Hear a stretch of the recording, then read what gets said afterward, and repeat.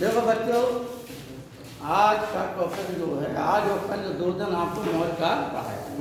ठीक, तो आज आप पढ़िए मौर्य काल की राजनीतिक स्थिति और कल पढ़िए मौर्य काल की धार्मिक और सांस्कृतिक स्थिति। ठीक, तो शासन यहीं से प्रश्न आते हैं। एक चीज आश्चर्य की है कि मौर्य काल में जो प्रशासनिक व्यवस्था रही वो अंग्रेजों ने भी अपनाई, वो मराठों ने भी अपनाई और उसके बहुत से अंश हम आज भी अपनाए हुए हैं।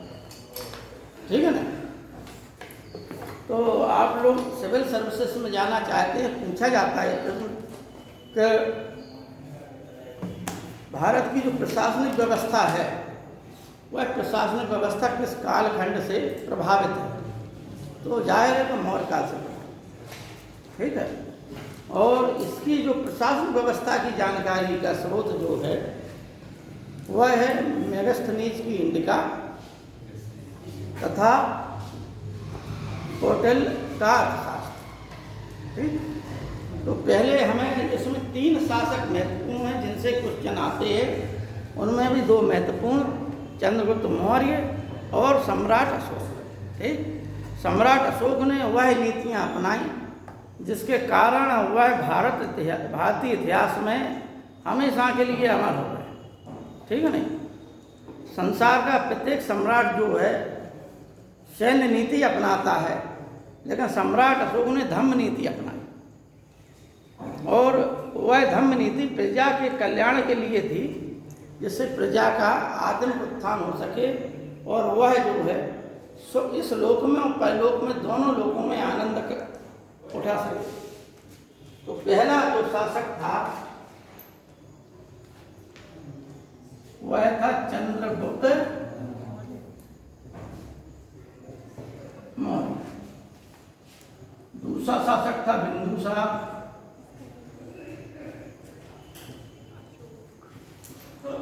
तीसरा शासक था सम्राट अशोक। सम्राट अशोक को अशोक महान भी कहा जाता है।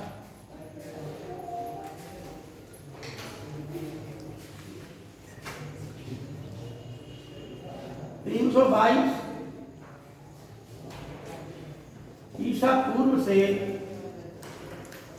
298 ईसा पूर्व तक का काल चंद्रगुप्त मौर्य का रहा।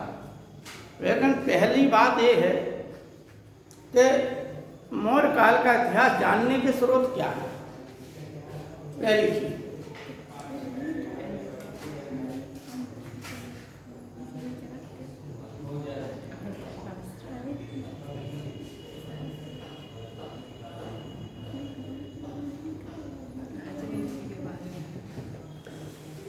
इतिहास जानने के स्रोत। आज स्ट्रेंथ कम हो गई बेटा के सोमवार से कम आ रहा है। बारिश में भावना बहने कुछ लोग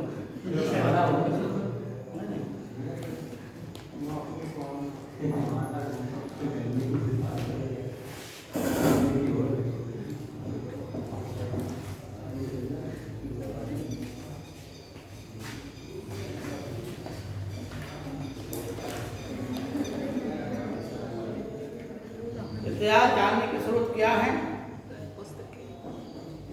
श्रृंखली अनुसूचियां हैं। कौन कौन सी हैं।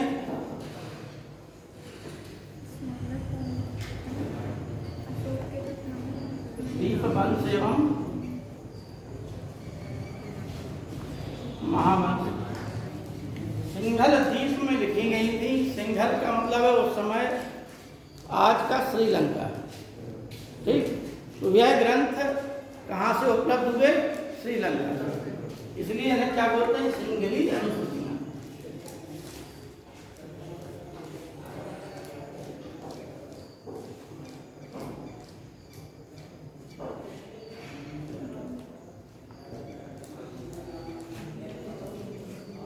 दीपवंश एवं महावंश।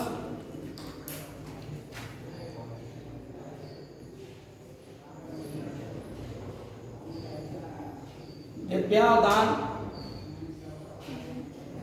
ये सब बौद्ध ग्रंथ हैं। ठीक है नहीं, ये क्या है? बौद्ध ग्रंथ।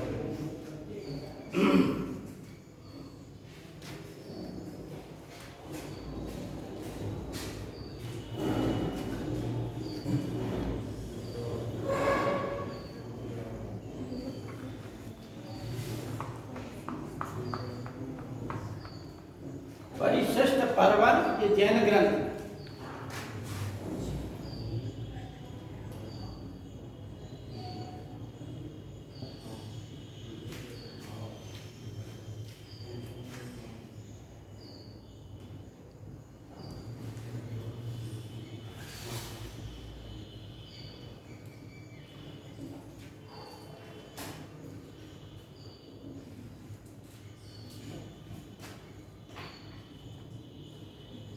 कौटिल्यकृत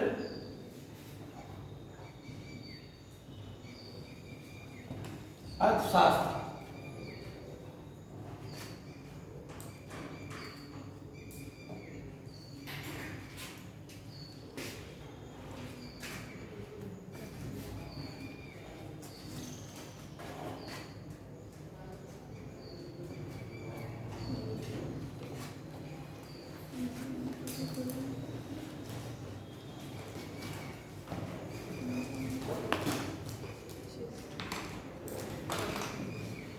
मेगास्थनीज की इंडिका।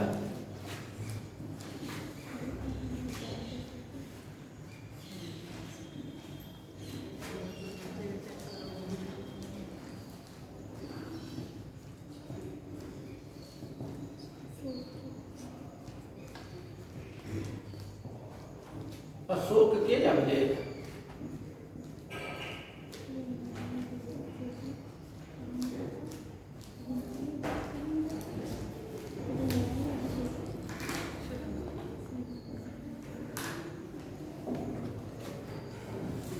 अब इस समय आपको पहले दो लोगों के बारे में समझना है, कौटिल्य के बारे में और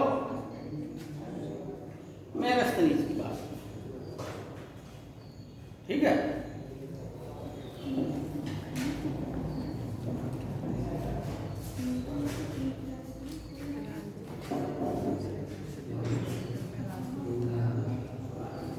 अब आप लोगों ने जानकारी, और कितने बच्चों को जानकारी है कि कौटिल्य कौन था? हाथ उठा दो। एक व्यक्ति को जानकारी है ना? तुम लोगों को भी है। ठीक, देखिए कौटिल्य के दो तीन नाम मिलते हैं। एक चाणक्य, दूसरा विष्णुगुप्त। विष्णुगुप्त उसके बचपन का नाम। चाणक्य जो है तक्षशिला का रहने वाला था, ब्राह्मण था। इसके माता का नाम यशोमती और पिता का नाम चाणक्य था। ठीक है ना? चाणक्य के पिता का नाम क्या था? चाणक्य। इसी से क्या हो गया? ये चाणक्य। ठीक। और माता का क्या नाम था? यशोमती।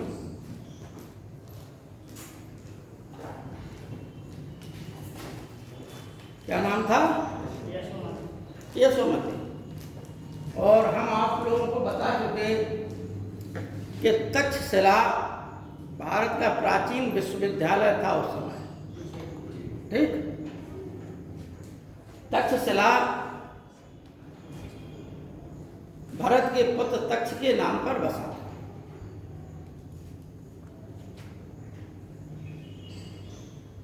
अर्थशास्त्र में नाम है अर्थशास्त्र, और इसमें जो है राजनीति की बातें लिखी। किसकी लिखी बातें? राजनीति। ठीक। अब प्रश्न ये उभरता है कि आखिरकार इसका नाम अर्थशास्त्र क्यों रखा गया? ठीक है ना? तो अर्थ का मतलब होता है जमीन का टुकड़ा। ठीक। अर्थ का मतलब होता है वह जमीन। अर्थ का मतलब होता है कि वह जमीन जिस पर लोग रहते हैं। ठीक। और उसका प्रबंध होता है। तो जाहिर है कि लोग मतलब ऐसी भूमि जहाँ पर लोग रहते हैं उनकी व्यवस्थाओं का वर्णन ही लिखा है इसमें अर्थशास्त्र में। ठीक। तीसरी बात, अर्थशास्त्र में महत्वपूर्ण ये सब चीज़ें क्या क्या हैं। अर्थशास्त्र में 6000 श्लोक हैं। अर्थशास्त्र को जो है साम शास्त्री ने खोजा था। किसने खोजा था? साम शास्त्री।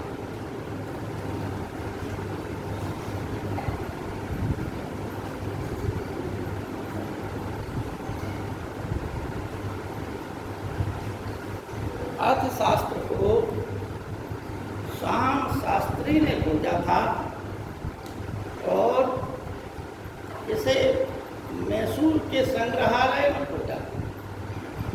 ठीक। मतलब अर्थशास्त्र की जो मूल कृति थी उसकी खोज वर्तमान समय में 1905 के आसपास खोज की थी।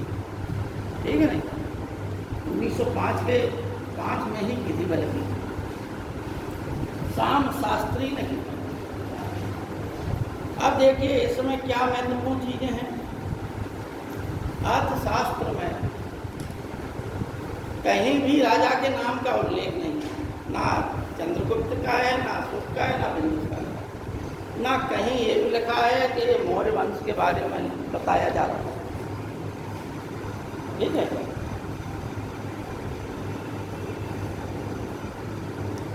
लेकिन अर्थशास्त्र के अंत में यह लिखा है, बिल्कुल अंत में, कि यह पुस्तक उस राजा के बारे में लिखी गई है जिसने नंद वंश का अंत, बिल्कुल अंत में लिखी है। ये बात क्लियर हो गई। बात नंद वंश का अंत किसने किया? अनेक ग्रंथों में पढ़ा था। अच्छा, विशाख दत्त की एक पुस्तक है मुद्रा राक्षस। ये भी जो है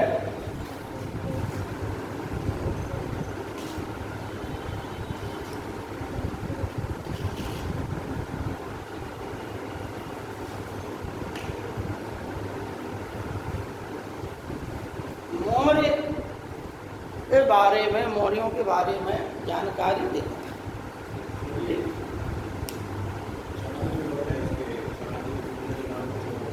हाँ बेटा,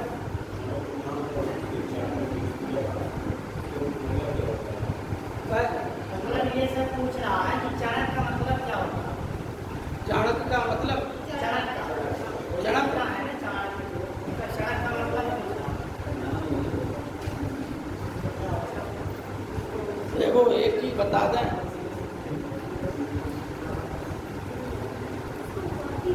एक शब्द है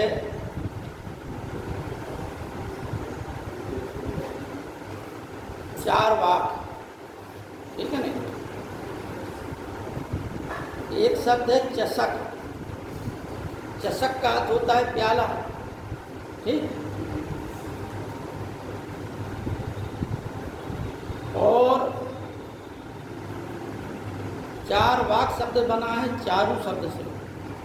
ठीक है नहीं, तो चारु शब्द का अर्थ होता है सुंदर। अब बचा क्या? चणक। तो चणक जो है अभी तक हमारी जानकारी में नहीं आया कि इस शब्द का अर्थ क्या है। ठीक है ना, अब हिंदी किताबों में लिखा होगा यदि, तो उससे पता चल जाए, क्योंकि चणक का पुत्र था इसलिए उसका नाम चाणक्य पड़ा। ठीक है ना, अगर तुम्हें जानकारी हो तो तुम बताओ कि चाणक्य का अर्थ क्या होता है। हिंदी दो, जो हिंदी में होगा वो जानते होंगे क्या है। इतिहास की किताबों में कम से कम 50-100 किताबें पढ़ी हैं हमने, वहाँ पर किसी में भी इस शब्द का अर्थ नहीं करता है। ठीक है ना, अगर तुम्हें जानकारी हो तो बताना। चाणक्य का मतलब बदसूरत होता है क्या? जब घनानंद ने उसकी बेइज्जती की थी तब उसने ये उपाधि दी थी। तो उसे जो है देखिए, यह जो है अलग शब्द आया है उसके लिए, चाणक्य के लिए ये शब्द नहीं आया। ठीक है ना, तो बदसूरत के लिए एक अलग शब्द आता है। हाँ हाँ, ठीक है ना, घनानंद अलग शब्द कहा था।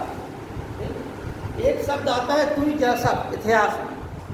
ठीक, इतिहास में आया है, मौर्य काल में भी आया, अन्य काल में आया है। द्विजैसप, जिसका अर्थ होता है श्रेष्ठ ब्राह्मण, तो चाणक्य के लिए यह शब्द आया है। ठीक, द्विजैसप आया है शब्द, जिसका अर्थ होता है श्रेष्ठ ब्राह्मण, और चाणक्य के लिए यह शब्द उपयोग किया। अब आइए मेगस्थनीज की इंडिका। तो मेगस्थनीज की इंडिका अपने मूल स्वरूप में उपलब्ध नहीं, इसके अनेक अंश स्ट्रेबो, एरियन, प्लूटार्क, जस्टिन आदि ने उद्धृत किए। कितने?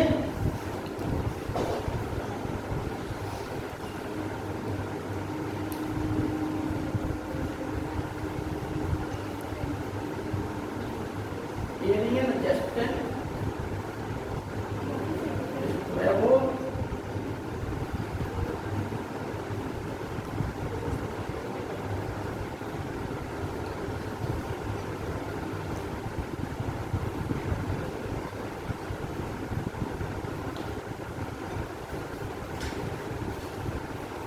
इनमें से कुछ लोगों ने इंडिका नामक पुस्तक से उसके उद्धरण लिखे। ये भी उसी समय के थे, कुछ आसपास का काल था। अब आइए, कौटिल्य के अर्थशास्त्र में एक सप्तांग सिद्धांत दिया गया।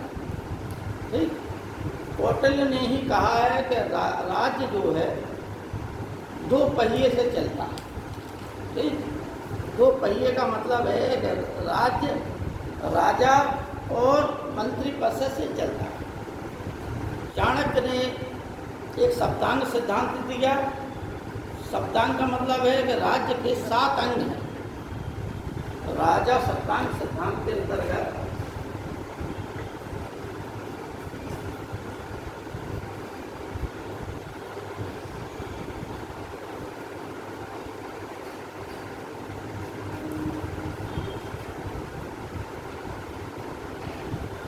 राजा, अमात्य, जनपद, दुर्ग,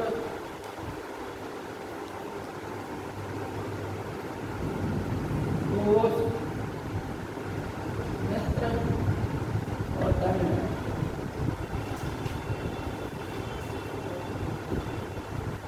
ये 2, 3, 4, 5, 6, 7 इन्हें जो है राज्य के सप्तांग सिद्धांत कहा।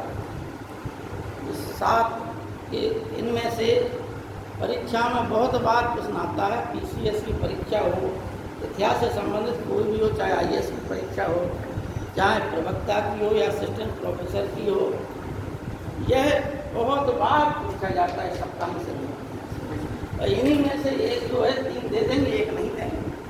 तो ठीक, या इस प्रकार से बनाते बहुत बार।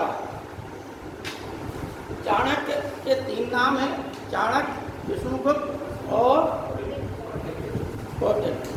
जो अर्थशास्त्र लिखा उसमें चाणक्य का सिर्फ एक ही नाम आता है, वो है क्या है? कौटिल्य। यह अन्य पुरुष शैली में लिखा गया है। इसमें 150 अभिकरण हैं, 6000 श्लोक हैं। इसमें अर्थशास्त्र ठीक 150 अभी अन्य पुरुष है। क्या? अन्य पुरुष शैली में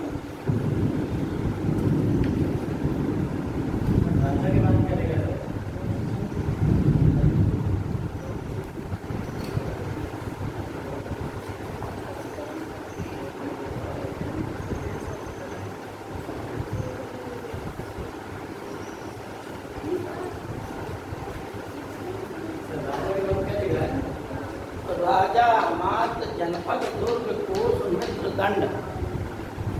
ठीक है, ये 7 हैं। अर्थशास्त्र में कहीं भी मौर्य शासकों का वर्णन नहीं है। यह एक महत्वपूर्ण बात है। अब आइए, अब इसके हमने 3 नाम बता दिए, विष्णुगुप्त, अच्छा कौटिल्य को या चाणक्य को।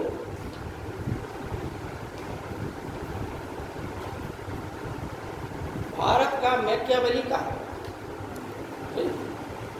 भारत का मैकियावेली कहा गया। अब मैकियावेली क्यों कहा गया है, कोई विद्यार्थी बता सकता है?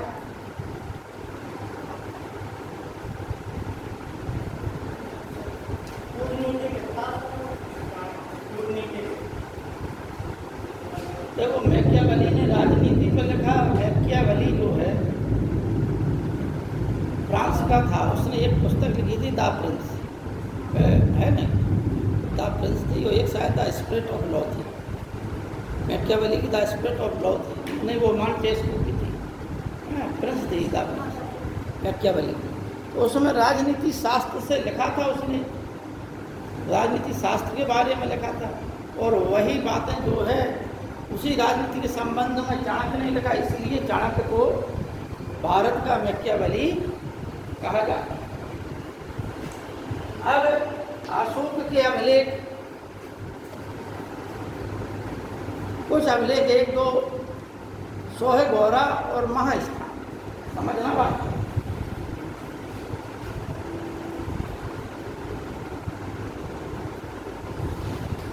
सोहगौरा, महास्थान, ये गोरखपुर में है ना, ये बांग्लादेश में है। ये कहाँ पर है? गोरखपुर में,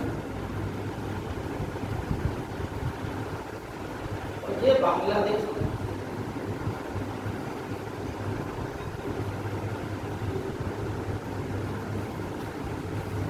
सोहगौरा मौर्य काल का एकमात्र ऐसा अभिलेख था जो ताम्रपत्र पर लिखा, जिस पर तांबे के पत्र है। क्या विशेषता है इसकी? ये चंद्रगुप्त मौर्य के शासनकाल के दोनों, और दोनों में ही अन्नागार की व्यवस्था की गई। उसमें क्या लिखा है? उसमें ये लिखा है कि आपातकाल, अकाल की स्थिति में जनता को राशन की व्यवस्था कराई जाए, राशन को इकट्ठा करके रखा जाए, और जब अकाल की स्थिति हो तो जनता को इन्हीं अन्नागारों से राशन वितरित किया जाए। ठीक, हम जो राशन वितरण की जो व्यवस्था देखते हैं भारत देश में, यह चंद्रगुप्त मौर्य के समय की थी।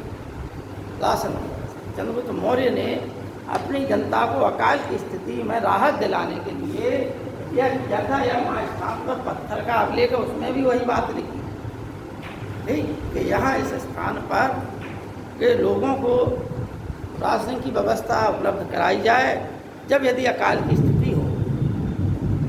तो ये दोनों यह सिद्ध कहते हैं कि चंद्रगुप्त मौर्य का शासन कहाँ तक था? पश्चिम बंगाल, बांग्लादेश, ठीक, बांग्लादेश तक मिल रहा है। अब देखिए, पहले हम आ जाएं चंद्रगुप्त मौर्य के बारे में, फिर उसका राज्य विस्तार बताएंगे तो कहाँ कितना राज्य विस्तार था, क्या स्रोत था। तो चंद्रगुप्त मौर्य के बारे में सभी ग्रंथों में कुछ ना कुछ अलग लिखा।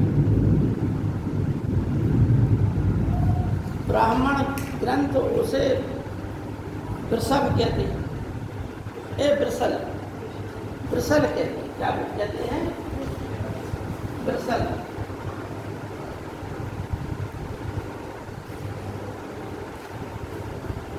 वृषल का मतलब होता है निम्न कुल में उत्पन्न। क्या होता है? निम्न कुल में उत्पन्न। अब बौद्ध ग्रंथ भी इसके बारे में कुछ कहते हैं, क्षत्रिय बताते हैं। जैन ग्रंथ भी क्षत्रिय बताते हैं। मुद्रा राक्षस से निम्न कुल का बताता है। इस प्रकार से वह मुद्रा राक्षस टीका का ढूंढी राज भी इसको निम्न कुल का ही बताते हैं। अतः और जो यूनानी लेखक हैं उन्होंने भी कहा कि चंद्रगुप्त मौर्य डाकुओं का सरदार था।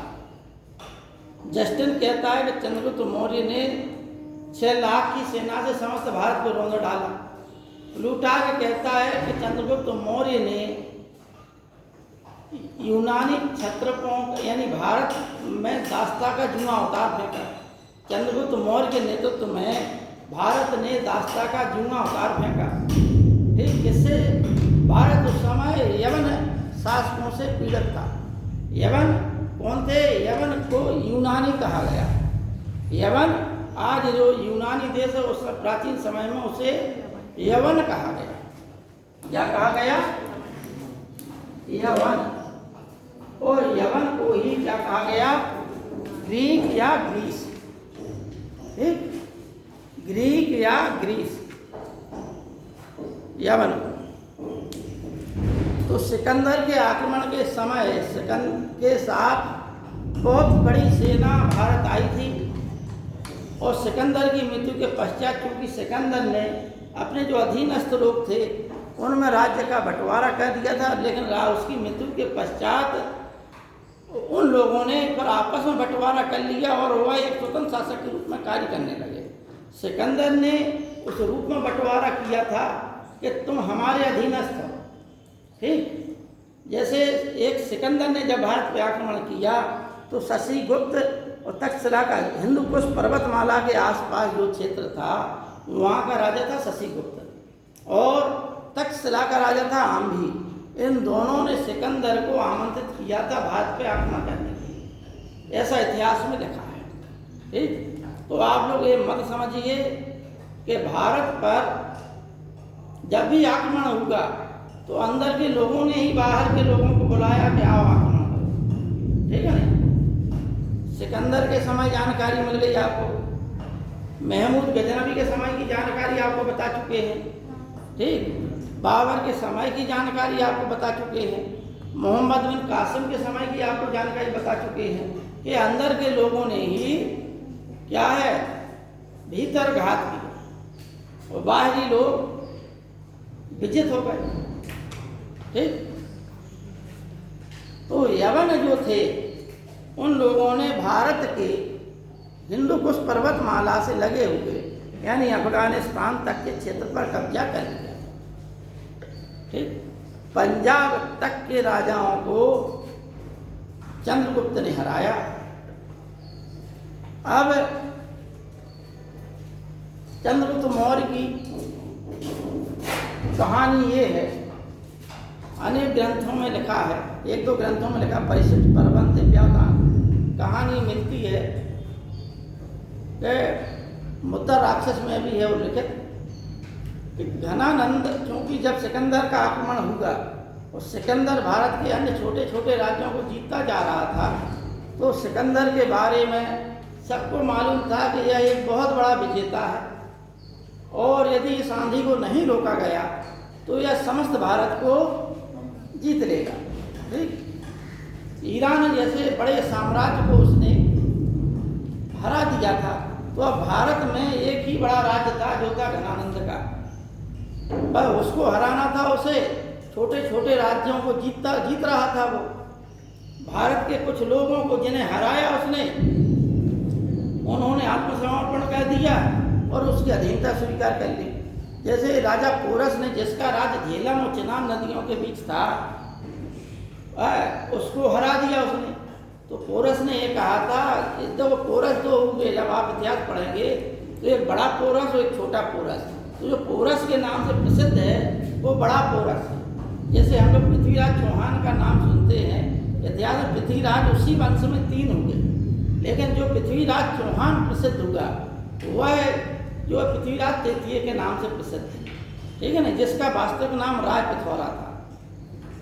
अब उसी प्रकार से पोरस ने युद्ध किया अधीनता के लिए। सिकंदर ने कहा, अधीनता स्वीकार नहीं की तो पोरस को ने युद्ध किया और बड़ी अच्छे से युद्ध किया, जिसमें सिकंदर को मुश्किल पड़ गई उसके सैनिकों को, क्योंकि भारतीय सैनिकों की तारीफ यूनानी लेखक कहते रहे हैं कि भारतीय सैनिक अधिक सशक्त हैं, अधिक मजबूत हैं, उनकी रणनीति, उनके अस्त्र शस्त्र अधिक अच्छे हैं। ये यूनानी लेखकों ने उस समय लिखा। ठीक, महमूद गजनबी ने जब भारत पे आक्रमण किया तो महमूद गजनबी भी ये जानता था कि बिना भारतीय सैनिकों की मदद से हम भारत को नहीं जीत सकते। इसलिए उसकी सेना में 2 हिंदुओं की बटालियनें थीं और जिनमें से एक तिलक था, एक का नाम हमें इस समय ध्यान नहीं। 2 सेनापति थे हिंदुओं के। ठीक है, उनकी मदद से ही महमूद गजनबी ने भारतीय राजाओं को हराया था। अब ये भारतीय राजाओं ने जब समर्पण कर दिया, राजा पोरस ने कहा कि उसने सिकंदर ने कहा, जब बंदी बना के लाया गया तो राजा पोरस से पूछा सिकंदर ने कि बताओ तुम्हारे साथ कैसा व्यवहार किया जाए। तो पोरस ने कहा कि जैसा एक राजा दूसरे राजा के साथ करता है। तो उसकी इसी बात से बड़ा वो प्रसन्न हुआ सिकंदर, और उसने उसका राज्य लौटा दिया और उसके राज्य को भी जो उसने कुछ जीता था, आसपास का राज्य मिला के उस अपनी अधीनता में उसे राजा बना दिया। यानी वह सिकंदर की अधीनता उसने स्वीकार कर ली। अब ये बातें सब क्योंकि तक्षशिला में बैठा बैठा चाणक्य देख रहा था सब, अतः उसे भय होगा कि अब सिकंदर पूरब की ओर बढ़ेगा और विजित करके पूरे देश पर कब्जा कर लेगा। अतः उसने पहले ही घनानंद को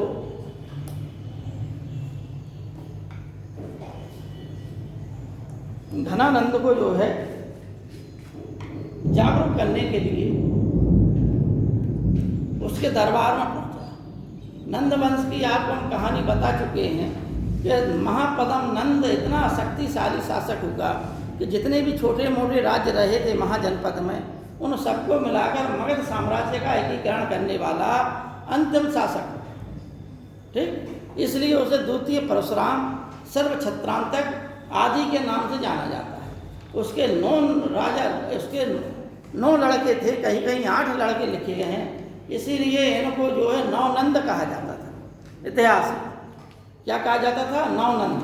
और ये 9 लड़के एक साथ शासन करते थे मिलकर, इसलिए इन्हें 9 नंद के नाम से जाना जाता था। ठीक, इनमें जो सबसे बड़ा लड़का था उसका नाम था सुमाल, और जो इतिहास में घनानंद के नाम से प्रसिद्ध है। ठीक है नहीं, यह जो है सुमाल नाम एक आधी पुरानी किताब में मिलेगा, जो आधुनिक नई किताब है उनमें बहुत कम आपको घनानंद का असली नाम नहीं मिलेगा।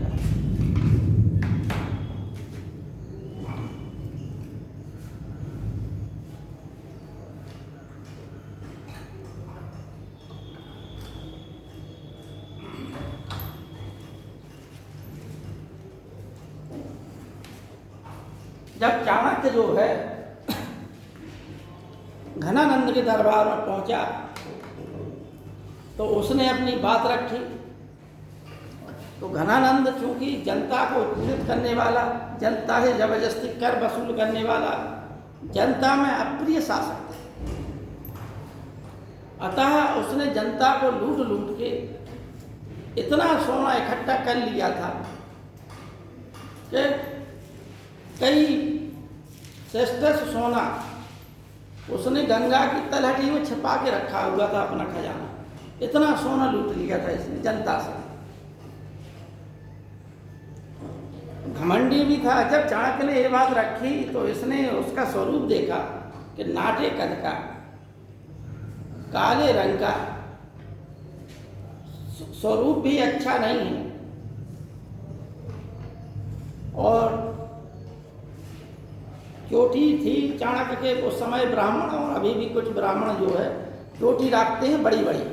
ठीक है ना, तो उस चोटी में क्या है, गांठ बांधते हैं। ठीक, तो गांठ बांधे हुए था, ब्राह्मण जैसे वस्त्र, ब्राह्मण था तो ब्राह्मण जैसे वस्त्र पहने था।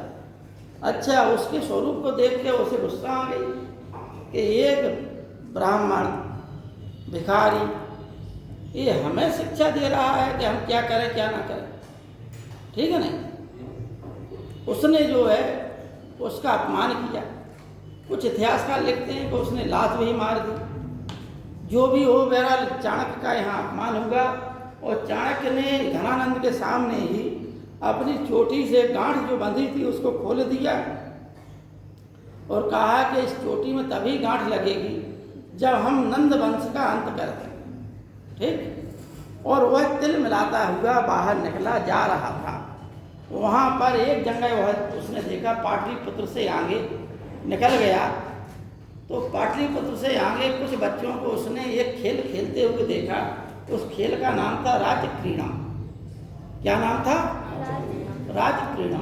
राजक्रीड़म का मतलब होता है कि एक लड़का राजा बनता है और कुछ लड़के, कोई जो है कि चोर, कोई सिपाही, कोई फरियाद करने वाले, इस प्रकार से कुछ ना कुछ लड़के उसका जो है पात्र बन जाते हैं।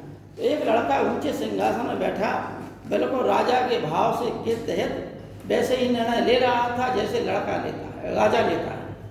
तो चाणक्य को उसकी प्रतिभा इतनी पसंद आई कि चाणक्य ने उसका पता पूछा। तो पता चला कि वह जो है एक दास्तापूर्ण जीवन व्यतीत कर रहा है, दूसरे की भेड़ बकरियां चरा रहा है। तो जिसका वो था अधीनस्थ, उस व्यक्ति को 1000 कसार्पण मुद्राओं में उसने चंद्रगुप्त को खरीद लिया। ठीक। 1000 कसार्पण मुद्राओं में उसने इस बच्चे को खरीद लिया। ठीक। अब इसके बारे में अनेक कहानियां हैं। कुछ ग्रंथों में कुछ लिखा है, कुछ ग्रंथों में कुछ लिखा है। वो हम थोड़ा थोड़ा सबके बारे में बता देते हैं कि कहीं लिखा है कि चाणक्य घनानंद की एक मुरा नाम की सूत्रा स्त्री थी। वो अलग है नहीं, वो सूत्रा अलग है कि एक जो पत्नी थी उसी का एक पुत्र था। ठीक। लेकिन यह बात इतिहासकारों को नहीं पची। दूसरी बात, एक मुरा नाम की सूत्रा का पुत्र होने के कारण इसका नाम जो है मौर्य पड़ा। ठीक। सूत्रा स्त्री थी। ये दो मत जो है ज़्यादा प्रसिद्ध हैं। घनानंद वाली बात इतिहास में नहीं पचती है, क्योंकि घनानंद का अगर लड़का होता, कैसा भी लड़का होता, तो उसके साथ इस प्रकार का व्यवहार नहीं होता। और एक लड़का इस प्रकार से और फिर उसे बेचा जाए, फिर उसे खरीदा जाए, ये बातें पचती नहीं है इतिहास में। इसलिए ये संभव है कि वह जो है मुरा नाम की एक सूत्रा स्त्री का लड़का था, जो कि पुराणों में लिखा है और अन्य ग्रंथों में लिखा है, मुद्रा राक्षस में भी लिखा है कि यह कुलहीन था। ठीक। क्योंकि जब हम बुद्ध के काल में गणराज्यों के बारे में पढ़ते हैं तो एक मौर्य गणराज्य था। ठीक। मौर्य यानी पिपली बन के मौर्य एक गणराज्य था। उस गणराज्य में मतलब वहाँ उस वन में मोरें ज़्यादा रहती थी। तो ये भी एक ये चाणक्य चंद्रगुप्त उस क्षेत्र का था जहाँ पे मोरें ज़्यादा थी, इसलिए उसका राज चिन्ह मोर हो गया। ठीक। मौर्यों का यानी मौर्य वंश का राज चिन्ह क्या था? मोर। ये जो क्या था? चंद्रगुप्त मौर्य को कटे 1000 कसार्पण मुद्राओं से लेता है। कसार्पण क्या है? कसार्पण चांदी की मुद्रा को कसार्पण कहा जाता है। तो जैसे हमारा एक रुपया होता है, एक डॉलर होता है, वैसे कसार्पण ये क्या सिंबल होता है कि प्रतीक का मुद्राओं का कसार्पण? कैसा रुपया? आपने कहा कि 1000 कसार्पण मुद्राएं। हाँ। कसार्पण का मतलब क्या होता है ये? अब तुमको बता रहा, कसार्पण चांदी की मुद्रा थी। अच्छा। सिक्का था चांदी का, उसमें उसको खरीद लिया था। 1000 सिक्के दिए और उन सिक्कों का नाम कसार्पण था। भाई अलग अलग प्रकार की, जैसे कांकड़ी मुद्रा थी तो तांबे की मुद्रा थी। तो अनेक मुद्राओं के अपने अलग अलग नाम होते थे। ठीक। ये चांदी की एक मुद्रा थी पण। मौर्य काल में पण में ही आदान प्रदान होता था। जो अधिकारी होते थे पण में ही उनको क्या है भुगतान किया जाता था। ठीक है नहीं? वो भी चांदी की मुद्रा थी। लेकिन हर समय हर शासन काल में होता क्या है कि वजन में अंतर होता है। मुद्रा के वजन में अंतर होता है और नाम अलग अलग हो जाता है, आकार में अंतर कर देते हैं, स्वरूप में अंतर कर देते हैं। एक ही कालखंड में 8-8, 10-10 मुद्राएं चांदी की चलती हैं। अकबर के काल में कई मुद्राएं चलती थी, लेकिन उनके नाम भी अलग अलग थे। उनकी बनावट अलग अलग थी, उनका रूप रंग अलग अलग था, उनका वजन अलग अलग था, ठीक है ना। तो वहाँ से जो है यह चाणक्य अपने साथ तक्षशिला ले गया, उस बालक को प्रशिक्षित किया, करीब 8 वर्ष तक प्रशिक्षण दिया। ऐसा भी कहा जाता है कि चंद्रगुप्त जो है, जस्टिन ने लिखा है कि चाणक्य जो है सिकंदर से मिला था, लेकिन चाणक्य नहीं, चंद्रगुप्त, ठीक है, चंद्रगुप्त सिकंदर से मिला था और इसकी स्पष्टवादिता से नाराज होकर प्लूटार्क और जस्टिन दोनों कहते हैं कि सिकंदर से यह मिला था, और जस्टिन कहता है कि इसकी चंद्रगुप्त की स्पष्टवादिता से, यानी बातचीत के ढंग से, क्योंकि गरीब परिवार का आदमी था और दंड टाइप का था, बातचीत का तरीका मालूम नहीं था उसे, तो जैसी बातचीत वैसी बात करेगा वो, ठीक है नहीं, उसी भाषा शैली में उसने बात की। अब वो एक राजा का लड़का चंद्रगुप्त और वो क्या नाम सिकंदर, और स्वयं में राजा और बहुत बड़े साम्राज्य का राजा, और एक लड़का जिसकी कोई वैल्यू ही नहीं। अब वो जो है कि सिकंदर से बातें कर रहा, तो सिकंदर ने उसकी बातें सुनी तो उसने कहा कि इसे पकड़ के मार डालो, ठीक है नहीं। लेकिन अब वही हम कहते हैं कि व्यक्ति में अगर दिमाग है तो वो छोटी पोजीशन से उठ के बहुत बड़ी पोजीशन में पहुंच जाता है। जैसे मोदी जी देखिए कहाँ पहुंच गए, है नहीं, छोटी स्थिति से कितनी बड़ी पोजीशन में पहुंच गए। उसी प्रकार से चंद्रगुप्त भी अपनी सूझबूझ से वहाँ से भाग लिया, बचते बचाते सैनिकों को चकमा देके उसके शिविर से भाग गया।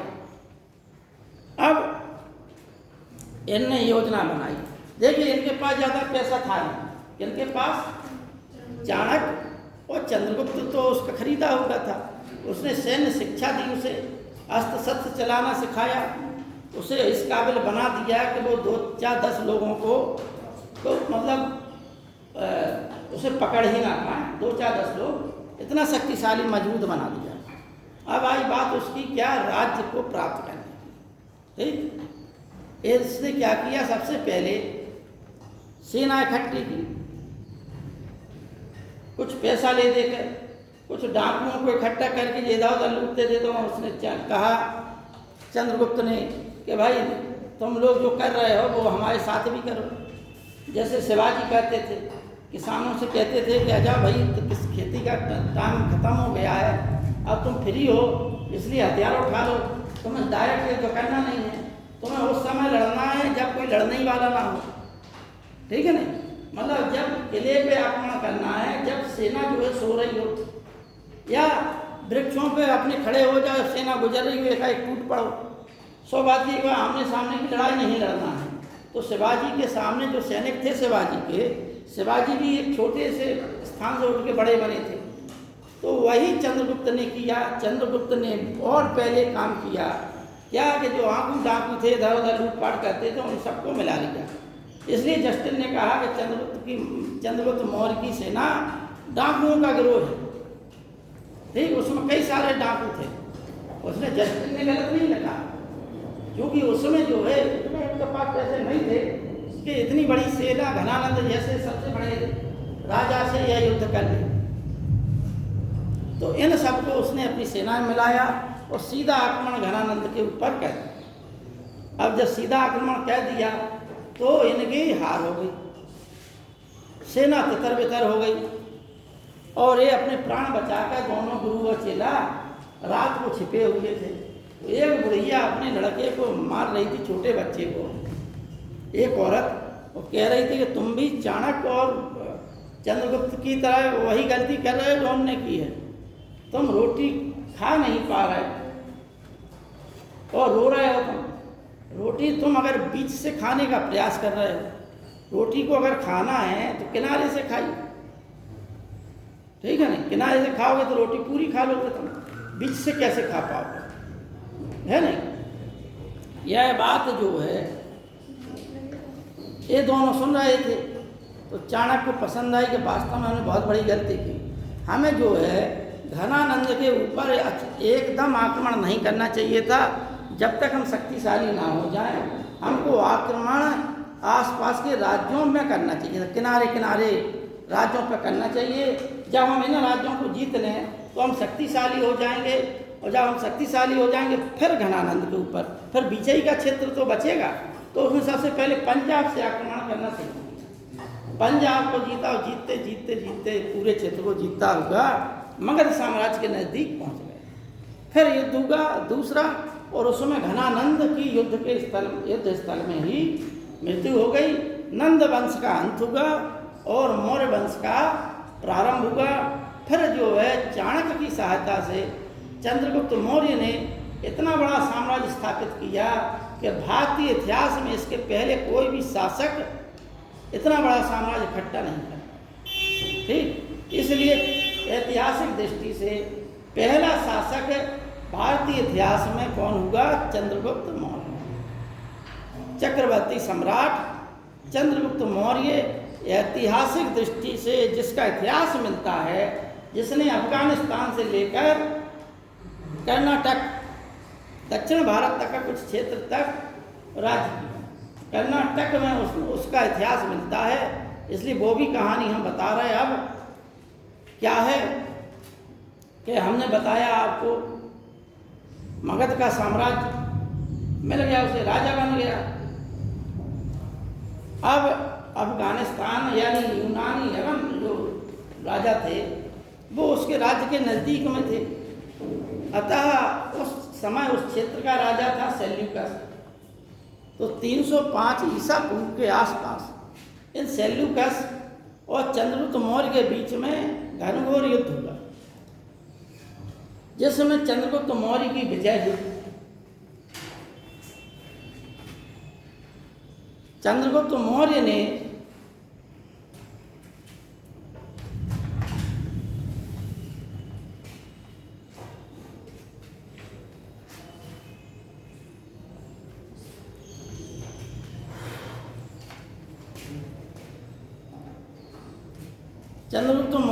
सेल्यूकस को पराजित किया। तो पराजित होने के पश्चात दोनों में संधि हो गई। संधि के पश्चात एरिया 4 प्रदेश थे, अराकोसिया, पेरोपेनिसडाई, एरिया और हरात या हेरात कहा जाता है। अराकोसिया, पेरोपेनिसडाई, अराकोसिया कंधार था, पेरोपेनिसडाई काबुल था, हेरात और एक और हमने कौन सा बताया, 4 राज्य थे। उन यानी 100 बात की बात ये है कि जो अफगानिस्तान का जो पूरा क्षेत्र था, जिसे हम वर्तमान में काबुल कंधार कहते हैं, काबुल कंधार और जो और भी 2 क्षेत्र थे, उस पूरे क्षेत्र पर, अफगानिस्तान वाले क्षेत्र पर चंद्रगुप्त मौर्य का कब्जा हो गया। ठीक, चंद्रगुप्त मौर्य ने संधि के पश्चात 500 हाथी सेल्यूकस को उपहार में दिए। कितने हाथी दिए? 500 हाथी सेल्यूकस को उपहार के रूप में दिए।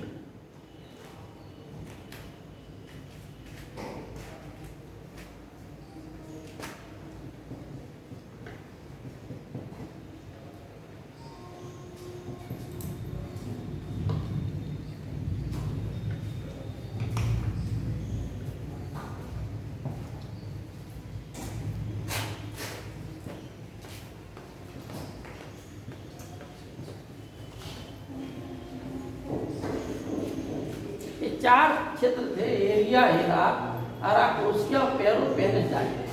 ठीक, कहाँ उस समय जो है अफगानिस्तान के इन 4 क्षेत्रों के नाम थे, जिन्हें आज हम किसी को कंधार, किसी को काबुल, किसी को और अन्य नाम से हम जानते हैं। अब इस जो संधि हुई, इस संधि के अनुसार ये क्षेत्र, चारों क्षेत्र सेल्यूकस ने चंद्रगुप्त को दिए और चंद्रगुप्त ने 500 हाथी सेल्यूकस को दिए। इसके पश्चात सेल्यूकस ने अपनी पुत्री हेलेना का विवाह चंद्रगुप्त मौर्य से कर दिया। ठीक है ना? हेलेना, हेलेना या हेलेना, हेलेना, हेलेना, जो भी कह लो आप, ऐसी एली एले हेलेना, ठीक। इसका विवाह कर दिया। भारतीय इतिहास में यह पहला जो है अंतर्राष्ट्रीय विवाह था, ऐतिहासिक विवाह था, अंतर्राष्ट्रीय, मतलब भारत देश का अन्य देश यानी यूनान की राजकुमारी से विवाह हुआ, ठीक।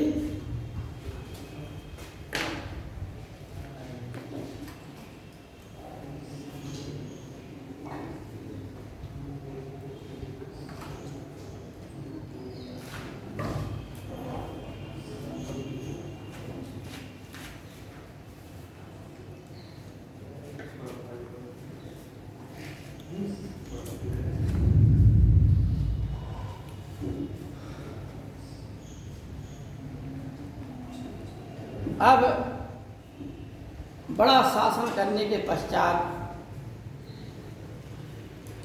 चंद्रगुप्त मौर्य के जीवन काल के अंतिम समय में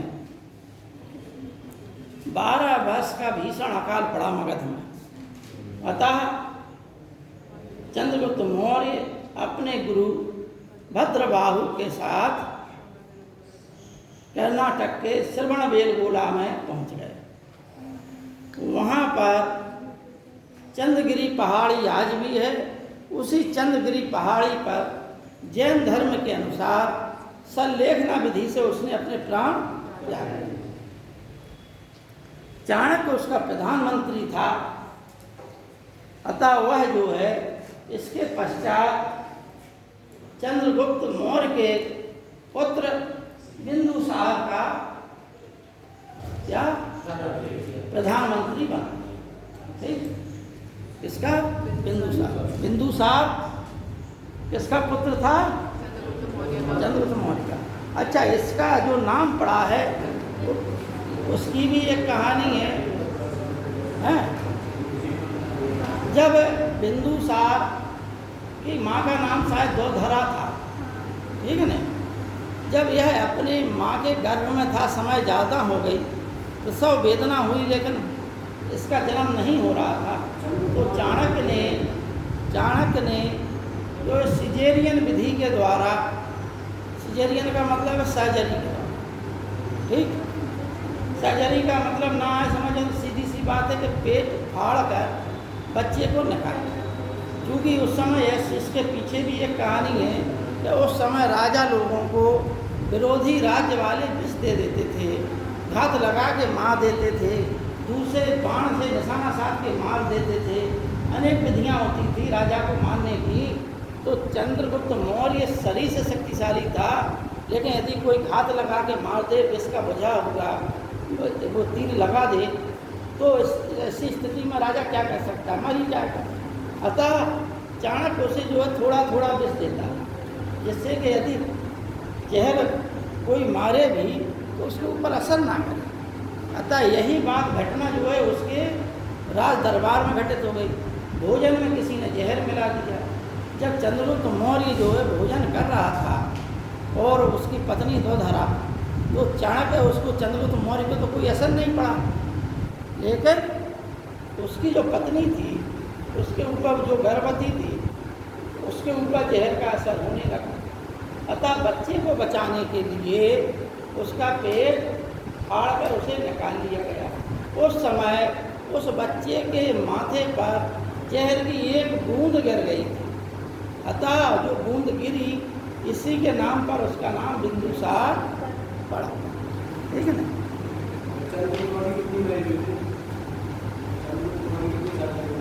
क्या बेटा, चंद्रगुप्त मौर्य की शादियों का नहीं है, बिंदुसार की 19 शादियाँ हैं। चंद्रगुप्त मौर्य की शादियों का उल्लेख नहीं कितनी थी, लेकिन बिंदुसार का इतिहास की जानकारी मिलती है कि इसकी जो है 19 शादियाँ हुई थी, और सम्राट अशोक की भी 8-9 शादियाँ, जिनमें से एक रानी का उल्लेख मिलता है अभिलेखों पर। वो रानी का नाम है कारुबाकी, ठीक है ना। तो बिंदुसार को इतिहास में अमित्रघात, अमित्रोकेडीज, आदि के नाम से भी जाना जाता है। किस नाम से? अमित्र घाट।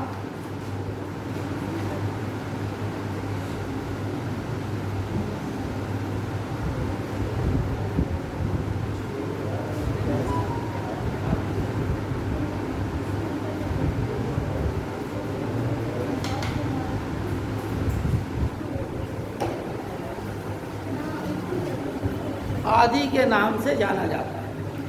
एक जो है तिब्बती इतिहासकार थे तारानाथ। तारानाथ ने लिखा है बिंदुसार के बारे में कि बिंदुसार 2 समुद्रों के बीच की भूमि का राजा था। बिंदुसार 2 समुद्रों के बीच की भूमि का राजा था और जिसने अनेकों युद्ध किए और बहुत बड़ा साम्राज्य बनाया। लेकिन चूंकि 2 महान राजाओं के बीच में एक छोटा राजा जो है क्या है, पिट जाता है।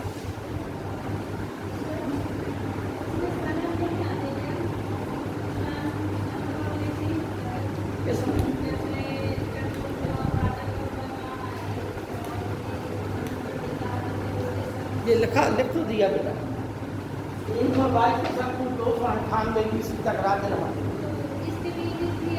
305 में युद्ध हुआ और कौन सा चाहिए। और चूँकि वो तो कुलहीन था, कहीं कोई सन ही नहीं है उसका, ठीक है ना। इसके पश्चात जो है यह राजा बना बिंदुसार। और दूसरी चीज़ एक और बता दें, तुमने कितना कंपटीशन दिया है, वो अनुभव नहीं। जब अनुभव नहीं है तो सुनना था, ठीक है ना। इसलिए जब आप पेपर देखेंगी तो IAS, PCS, दरोगा, पुलिस, लेखपाल, कोई भी परीक्षा का आप उठा के देख लीजिए। हमने 16 PCS के मेंस दिए, 5 इंटरव्यू दिए और भी जाने कितने दिए। नहीं, हम बता रहे जानकारी के लिए। पहले क्या है, किसी विषय के बारे में बोलने से पहले चिंतन मनन कर लिया जाए। सन की वहाँ जरूरत पड़ती है आधुनिक काल, सन की वहाँ आते क्वेश्चन मध्यकाल। प्राचीन काल से पेपर कहीं भी किसी भी कालखंड का आप उठा के देख लीजिए। हम अनुभव की बात बताते हैं, इसमें बुरा लगने वाली बात नहीं, वो अध्ययन करके नहीं आपको। तो एक चीज़ और है कि बिना अनुभवहीन योद्धा जो है युद्ध के मैदान में सबसे पहले पड़ जाता है नहीं। युद्ध के मैदान में जाइए तो पहले अनुभव करके जाइए, तब आपको पता चलता है। पेपर हमने बताया तो पेपर करेंगे, पेपर से अनुभव आता है किस प्रकार के क्वेश्चन आते हैं नहीं, ठीक। और डेली आइए बेटा, आज दिखाई देता हूँ 13 तारीख से चले तो आना चाहिए, ठीक। अच्छा, और यहाँ पर कई बच्चे आते हैं तो हम तुम्हें बताएं, हमने भी बहुत समय पढ़ाया, बहुत समय से पढ़ा रहे हैं। होता क्या है कि जो नया नया विद्यार्थी आता है, ठीक है नहीं, वो क्वेश्चन ज़्यादा पुटअप करता है, ठीक। क्यों? क्योंकि आज आए कल का पता नहीं है। और जो रियल में पढ़ने वाले हैं बहुत बच्चे देखे, ये विनोद आता है, जैसे तीसरा सत्र, ठीक। तो उससे आना है तो आराम से पूछ लेगा, ठीक है नहीं। और तमाम ऐसे बच्चे आए, एक बार हम बता रहे क्लासी का युद्ध, और एक बच्चे ने क्या पूछ लिया, सर 16 संस्कार बताइए। उसी दिन आया 16 संस्कार। भाई जाने कहाँ से भर के तुम चले आए और यहाँ पे अपनी गभी बोल रहा था, हैं, ठीक है। अब पता नहीं कि तुम भाई हमारी परीक्षा लेने आए हो एक दिन में, और हमारी परीक्षा से कहा, हम तो वैसे भी सरकारी पद पर प्रवक्ता पद पे, ठीक है ना। हालांकि हमारा ये धर्म है कि आप जो भी पूछे वो हमें बताना, ठीक है ना। लेकिन उसके लिए एक चीज़ जरूरी है कि आप लोग पढ़ के आए। देखो एक चीज़ और है, एक हमारे मित्र थे, तो एक ही PCS का प्री नहीं निकाला। एक कारण उसका एक था कि उन्होंने पेपर देखे, उसमें तमाम प्राचीन काल के इतिहास के प्रश्न आए कि यज्ञ टूटी हुई नौकाओं के सामान किस उपनिषद में कहा गया, सत्यमेव जयते किस उपनिषद में कहा गया, अस्तो मां सदगमा किस उपनिषद में कहा गया, ये इस प्रकार के क्वेश्चन उन्होंने पढ़े तो उनका माथा ठनक गया कि भैया ये तो उपनिषद से क्वेश्चन आ रहा है। अब वो उपनिषद खोल के पढ़ने लगे। ठीक, अब इतिहास में उतना ही खंड हमें पढ़ना है उपनिषद का जो इतिहास में दिया गया है, इतिहास की पुस्तकों में दिया गया है। तुम पूरा उपनिषद पढ़ोगे तो इतिहास भूल जाओगे, तो इतिहास ही नहीं पढ़ पाओगे। उपनिषद का 108 उपनिषद है। तो ये क्या हो जाता है, जो IAS बनता है, हम इतना बुद्धि की बात बता रहे, टेक्निक की बात बता रहे हैं। आप लोग पहली बार आए, हमें सब बच्चों को बार बार बताते रहते हैं कि अगर IAS PCS ऊंचे पद पे बैठना है, या आपको हमका असिस्टेंट प्रोफेसर बनना है, या प्रवक्ता बनना है, या जिसे जो बनना है, उस कंपटीशन का स्टैंडर्ड पकड़िए। उस कंपटीशन में क्वेश्चन कहाँ से रहा, कैसे आ रहा है। अगर इस मूड को जो विद्यार्थी नहीं पकड़ेगा वो कंपटीशन से बाहर हो जाएगा। पहले कितनी भी मेहनत कर ले, 18-20 घंटे भी पढ़ने के बावजूद भी बच्चा पास नहीं हो पाएगा। 8-10 घंटे वाला पास हो जाता है क्योंकि वो टेक्निक से पढ़ता है, तो IAS बन जाता है। हमारी आंखों के सामने बने IAS, हमारे साथी बने हैं IAS, ठीक है। और टॉप बने हैं, टॉपर भी बने, टॉपर भी आए। झांसी तक जो है कलेक्टर के रूप में पोस्टेड रहे, शरद चंद्र अवस्थी नाम था जिनका, ठीक है। झांसी में DM बन के आए थे। तो कारण उसका ये है कि टेक्निक जो है, जो स्टैंडर्ड है कंपटीशन का, उसको पकड़ना है। तो अगर आप स्टैंडर्ड नहीं पकड़ेंगे उस कंपटीशन का तो भटकाव ज़्यादा होगा और ज़िंदगी भटकावे में ही चली जाएगी पूरी। तो फिर एक टाइम ऐसा आएगा जब समाज का दबाव, परिवार का दबाव, आप जो है अपने दबाव के मारे बाहर, ठीक। तो वही तरीका है कि आप डेली आइए, डेली पढ़िए, साल भर की क्लासें लीजिए। सरकार जो है निःशुल्क पढ़वा रही है। इससे अच्छी व्यवस्था कुछ नहीं हो सकती। नेपोलियन महान बना तो उसके कारण यही था सरकार की योजना। जिस प्रकार से वहाँ उस समय नेपोलियन को लाभ मिला सरकार की योजना का, इस समय आप लोग भी इन योजनाओं का लाभ उठाइए। 13 तारीख से क्लासें प्रारंभ हो चुकी हैं, ठीक।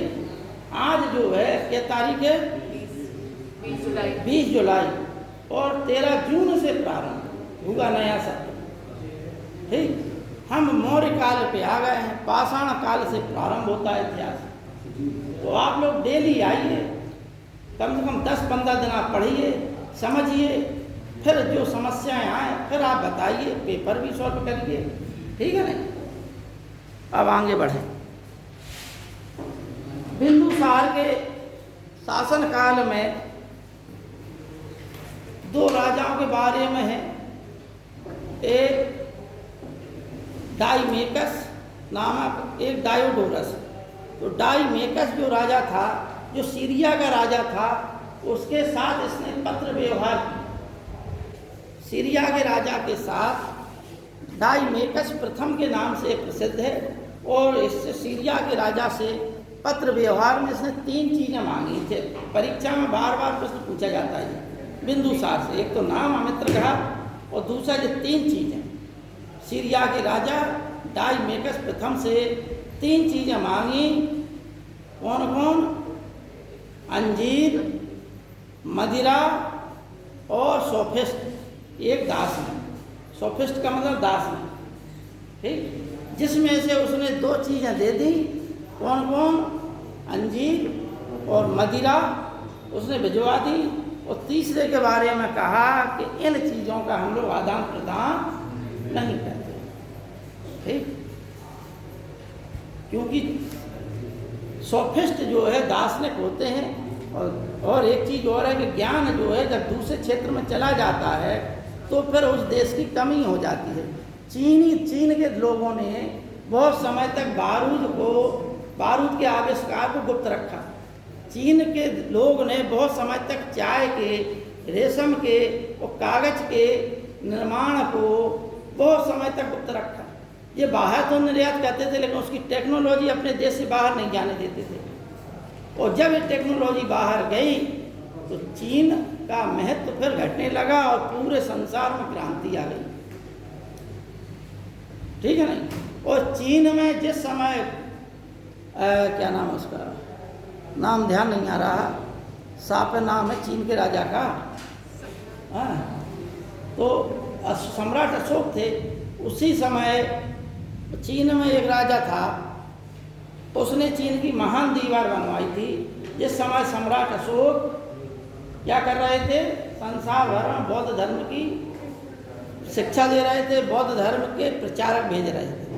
ठीक है, अतः मौर्य लोगों ने, मौर्य शासकों ने हमारे देश में जो पश्चिमी सीमा थी, उस पश्चिमी सीमा पर नियंत्रण नहीं किया, जिसका परिणाम ये हुआ जो हिंदू कुश पर्वतमाला भारत की प्राकृतिक रूप से सीमा रेखा थी। जिस प्रकार से चीन की प्राकृतिक रेखा पर्वतमाला पर्वत श्रृंखला होती है, उसी प्रकार से भारत की जो पर्वतमाला थी, हिंदू कुश पर्वतमाला थी, उस पर इन लोगों ने कोई नियंत्रण नहीं किया। उस पर खैबर दर्रा और बोलन दर्रा था। यहीं से सिकंदर आया, यहीं से अन्य बाह्य आक्रमणकारी आते गए और धीमे धीमे करके आज भारत के अनेक टुकड़े हो गए। उसका कारण सम्राट अशोक और मौर्य वंश के राजाओं की कमियां थीं। लेकिन फिर भी इतिहास में हम यदि इस चैप्टर को भुला दें तो सम्राट अशोक का जो योगदान भारत देश में रहा, कला के क्षेत्र में, प्रशासन के क्षेत्र में और धर्म के क्षेत्र में, इतने बड़े साम्राज्य में बिना किसी विद्रोह के जनता को सुचारू रूप से शासन दिलाने की जो रणनीति अपनाई, जगह जगह जो रोड बनवाए, जगह जगह करीब 10 स्टेडिया पर, 10 या 15 स्टेडिया पर उसने प्याऊ बनवाई।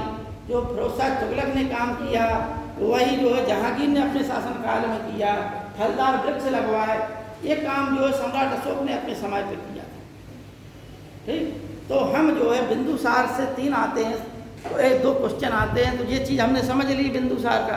अच्छा, एक क्वेश्चन और आता है बिंदुसार का कि बिंदुसार किस धर्म का उपासक था। तो बिंदुसार जो है आजीवक धर्म का उपासक, ठीक है ना। उसके गुरु का नाम याद नहीं आ रहा है, हम आपको कल गुरु था उसका आजीवक, जो उसके दरबार में ही रहता था।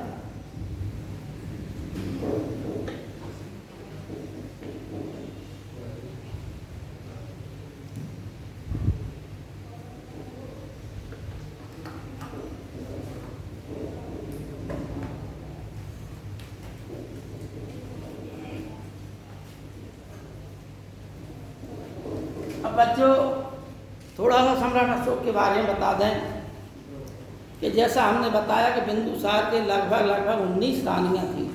उन 19 रानियों से महावंश और दीप वंश के अनुसार करीब 100 पुत्र थे। ठीक, कितने थे? 100 पुत्र थे। इनमें से अशोक और क्या नाम क्या उसका, अशोक का नाम चंडाशोक था, विक्ताशोक, ये 2 भाई थे। चंडाशोक और विक्ताशोक ये 2 भाई थे, और विक्ताशोक को तिस्य के नाम से भी जाना जाता है। किसके नाम से? तिस्य के नाम से।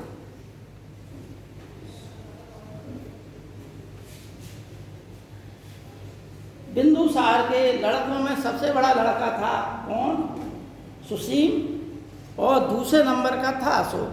अशोक का जब जन्म हुआ तो भरे दरबार में एक महात्मा ने घोषणा कर दी थी कि यह लड़का जो है चक्रवर्ती सम्राट बनेगा, क्योंकि अशोक की माँ ब्राह्मण की पुत्री थी और बिंदुसार के यानी क्योंकि वह बहुत सुंदर थी, तो बिंदुसार ने उनकी सुंदरता के आधार पर ही विवाह कर लिया था।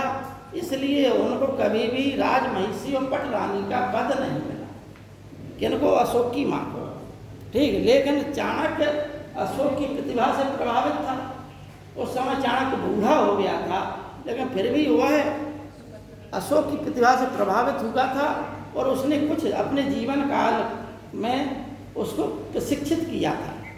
ठीक, बिंदुसार के शासन काल में तक्षशिला में 2 बार विद्रोह हुआ, जनता ने 2 बार विद्रोह किया। और सुसीम, उस समय सुसीम जो है तक्षशिला का शासक मतलब राज्यपाल था, और अशोक जो है अवंती का राज्यपाल था। अवंती को उज्जैन कहते हैं। तो जब सुसीम जो है उस विद्रोह को ना दबा पाया, तब बिंदुसार ने अशोक को भेजा। जब अशोक वहाँ पहुँचा तक्षशिला, तो उसने जनता से कहा कि भाई क्या कारण है, आप लोग विरोध क्यों कर रहे हैं? तो जनता ने ये कहा कि राजकुमार, हम राजा के विरोध में, आपके विरोध में विद्रोह नहीं कर रहे, ये अमात्य हमारा शोषण कर रहे हैं, ठीक है ना। अतः उस विद्रोह को अशोक ने अपनी सूझबूझ से दबा दिया। अशोक का पूरे राज्य में नाम हो गया। इस बात से सुसीम चढ़ गया, क्योंकि सुसीम जो है राजकन्या से उत्पन्न हुआ था। अतः उसने षड्यंत्र कराया राज परिवार ने, उसकी माँ ने, और तक्षशिला में एक झूठा विद्रोह करा दिया। फिर सुसीम को भेजा गया, क्योंकि अशोक जो है प्रसिद्ध हो गया था, तो उसकी प्रसिद्धि को दबाने के लिए एक झूठा विद्रोह करा दिया तक्षशिला में, और सुसीम को भेजा गया और ये कह दिया गया कि सुसीम बुद्ध चूँकि झूठा था, तो सुसीम ने वहाँ पे जाके अपना वो दिखा दिया आडंबर, और यहाँ राज्य में ये हो गया कि इस बार का विद्रोह सुसीम ने दबा दिया, ठीक, जिससे कि राजा के मन में ये हो जाए कि सुसीम भी योग्य है, ठीक। अंत में महावंश और दीपवंश बिंदुसार की मृत्यु के पश्चात ये लिखते हैं कि अशोक ने अपने 99 भाइयों की हत्या करने के पश्चात राज सिंहासन प्राप्त किया, ठीक, समझना बात को। क्योंकि अशोक जो है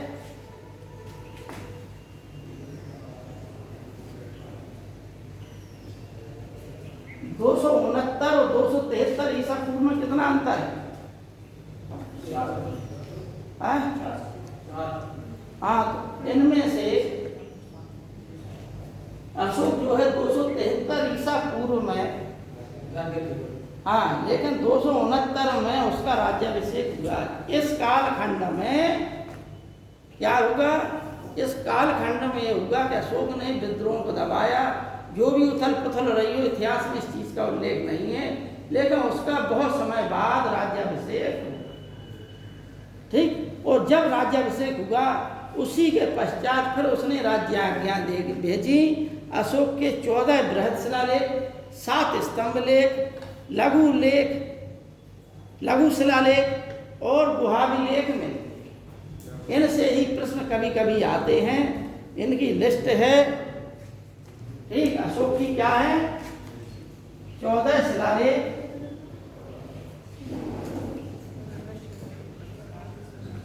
7 स्तंभ लेख और लघु शिलालेख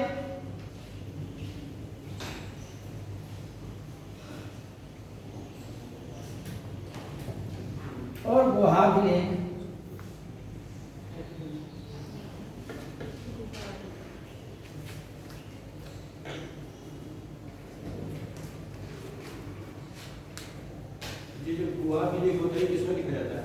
गुहाभिलेख अकबर और उसके पौत्र दशरथ ने आजीवक संप्रदाय के भिक्षुओं के लिए बराबर नागार्जुनी पहाड़ियाँ जो बिहार में हैं उनको कटवा कर, पहाड़ियों कटवा कर उनमें गुहा बनाई। गुहा का मतलब गुहा बनवाई, उसमें फिर पेंट करवाया, पॉलिश करवाई, उस पर लेख लिखवाए, और वह लेख आज भी हैं। उन गुहाओं को आजीवक संप्रदायों को दान दिया था।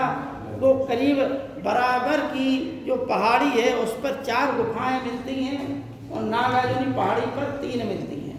तो कभी कभी प्रश्न आता है इस संबंध में, कल डिटेल में चर्चा होगी, कल पढ़ाई होगी और प्रशासनिक व्यवस्था होगी।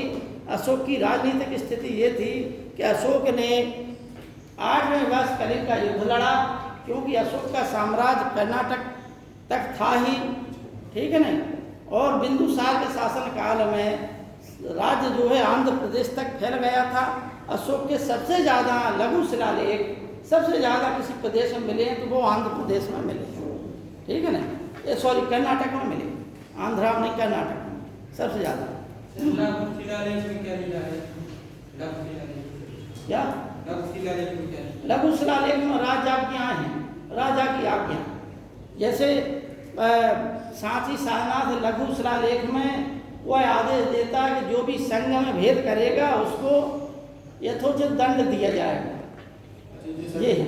और बृहद शिलालेख में उसने क्या है कि जनता को नैतिक रूप से उत्थान करने के लिए उपदेश दिया कि क्या करना चाहिए और क्या नहीं करना। ठीक, ये इस बारे में कल चर्चा होगी, आज इतना ही रहने दें। सर ये जो बराबर की पहाड़ियाँ और नागवार्धन की पहाड़ियाँ थी, ये किसने दान में दी थी? ये जो है बराबर की गुफाओं, बराबर की पहाड़ी पर 4 गुफाएं मिलती हैं। एक सुदामा गुफा, एक कर्ण चौपड़ गुफा, एक जो है विश्व झोपड़ी गुफा और एक लोमस ऋषि की गुफा। ठीक, ये 4 गुफाएं मिलती हैं। अब उनमें से एक गुफा का नाम हमें जो है ये ध्यान नहीं आ रहा कि दशरथ ने कौन सी गुफा बनवाई थी इनमें से। ठीक, 4 गुफाएं मिलती, सुदामा गुफा, कर्ण चौपड़ा गुफा, ये 2 तो अशोक ने बनवाई थी, और एक विश्व झोपड़ी थी एक गुफा का नाम, और एक लोमस ऋषि की गुफा। ये 4 गुफाएं बराबर की पहाड़ी पर आज वर्तमान में स्थित हैं। उनमें से 3 अशोक ने बनवाई थी और एक जो है उसके पौत्र दशरथ ने बनवाई थी। ठीक, बाद में कल हम ये बता देंगे, आपको लिखा देंगे कि कौन सी उसके पुत्र दशरथ ने बनवाई थी। दशरथ ही वह उसका उत्तराधिकारी था जिसने अपने लेखों में देवा नाम प्रिय लिखा। अशोक के अभिलेखों पर उसकी जो उपाधि है वो क्या है, देवा नाम प्रिय। ठीक, 1700 कितने में,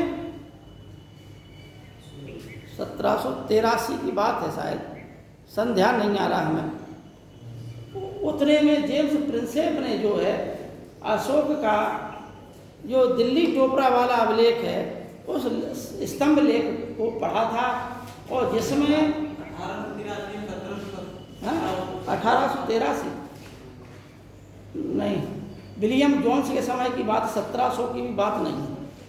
विलियम जोन्स 1783 की विलियम जोन्स की बात है। विलियम जोन्स के पश्चात पढ़ा था, 1837 की बात है शायद। ठीक है नहीं, जेम्स प्रिंसेप ने 1837 में किया था। तो उसमें जो है दिल्ली टोपरा वाला जो स्तंभ लेख था उसमें उन्होंने पढ़ा। अशोक के जितने भी अभिलेख हैं उनकी भाषा प्राकृत है और लिपि अलग अलग है। ब्राह्मी लिपि में सबसे ज़्यादा लिखे, फिर अरेमाइक लिपि में लिखे, फिर जो है यूनानी लिपि में लिखे। ये अनेक लिपियों में उसके लेख मिलते हैं। तो कल इनके संबंध में चर्चा हो जाएगी, आज इतना ही रहने